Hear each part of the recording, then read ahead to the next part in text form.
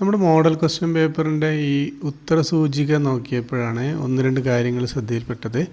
അതിൽ 2 മാർക്ക് വിഷയത്തിൻ്റെ സമകാലിക പ്രസക്തി തിരിച്ചറിഞ്ഞിട്ടുണ്ട് എന്ന് പല സ്ഥലങ്ങളിൽ റിപ്പീറ്റായിട്ട് വരുന്നുണ്ട്.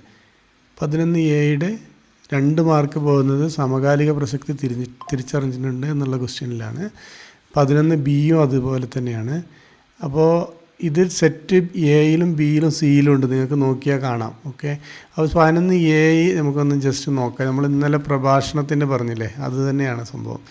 അതിൽ ക്വസ്റ്റ്യൻ ഇതാണ്: 11A എവിടെ നോക്കിയാലും ഒരു തരി മണ്ണ് പോലും കാണാൻ കഴിയുന്നില്ല. ആ ഒരു ക്വസ്റ്റ്യൻ അല്ല, പ്രകൃതി സൗഹൃദപരമല്ലാത്ത ഇടപെടലുകൾ മനുഷ്യൻ്റെ നിലനിൽപ്പിന് തന്നെ ഭീഷണിയാകും, മനുഷ്യനും പ്രകൃതിയും എന്നുള്ള വിഷയത്തിൽ പ്രഭാഷണം തയ്യാറാക്കുക.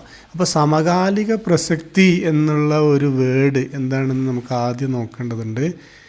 സമകാലിക പ്രസക്തി എന്ന് പറഞ്ഞാൽ ഒരു ആശയം, കഥ, സംഭവമോ സന്ദേശമോ ഇന്നത്തെ കാലഘട്ടത്തിലും എത്രത്തോളം പ്രാധാന്യമുള്ളതാണ് എന്ന് വ്യക്തമാക്കുന്നതാണ്. അപ്പോൾ നമ്മൾ ഒരു കവിത അല്ലെങ്കിൽ കഥ വായിക്കുമ്പോൾ അവർ പ്രൊവൈഡ് ചെയ്യുന്ന മെസ്സേജസ് ഇന്നത്തെ കാലഘട്ടത്തിൽ, ഇതേ കാലഘട്ടത്തിലും അത് ഒരു എത്രത്തോളം പ്രാധാന്യമുണ്ട് എന്നുള്ളതാണ് അവിടെ കാണുന്നത്. ആ പ്രസക്തി അതിൽ ഉൾക്കൊണ്ട് മനസ്സിലാക്കിയിട്ടുണ്ടെങ്കിൽ മാത്രമേ നമുക്ക് 2 മാർക്ക് കിട്ടുകയുള്ളൂ.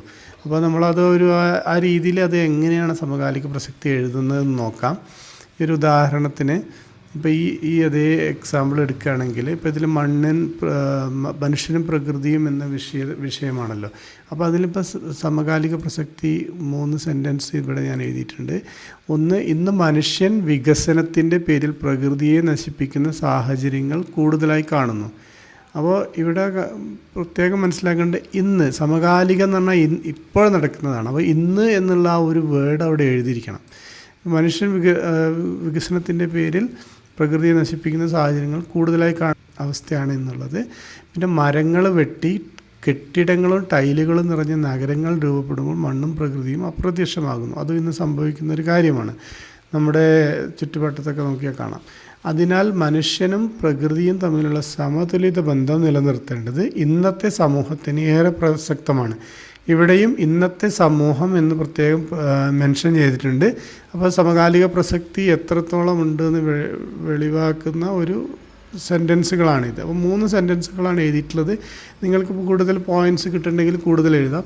പക്ഷേ പരമാവധി ആ ഒരു സമകാലിക പ്രസക്തിയുമായി ബന്ധപ്പെട്ടുള്ള രീതിയിൽ എഴുതുക എന്നുള്ളത് നിർബന്ധമാണ്. അതാണ് ഞാൻ പറയാൻ വരുന്ന ഒരു പോയിൻ്റ്. ഓക്കെ, അപ്പോൾ നമ്മൾ മറ്റുള്ള കാര്യങ്ങളെല്ലാം, പുസ്തകത്തിലുള്ള കാര്യങ്ങളെല്ലാം എഴുതി കഴിഞ്ഞാലും സമകാലിക പ്രസക്തി മിസ്സായിട്ടുണ്ടെങ്കിൽ അവിടെ 2 മാർക്ക് പോകും. ബാക്കി നമുക്ക് 5 മാർക്കായിരിക്കും വരിക. അപ്പോൾ നമ്മൾ ഓരോ മാർക്കും ഇമ്പോർട്ടൻ്റ് ആയതുകൊണ്ട് അത് ശ്രദ്ധിക്കേണ്ടതാണ്.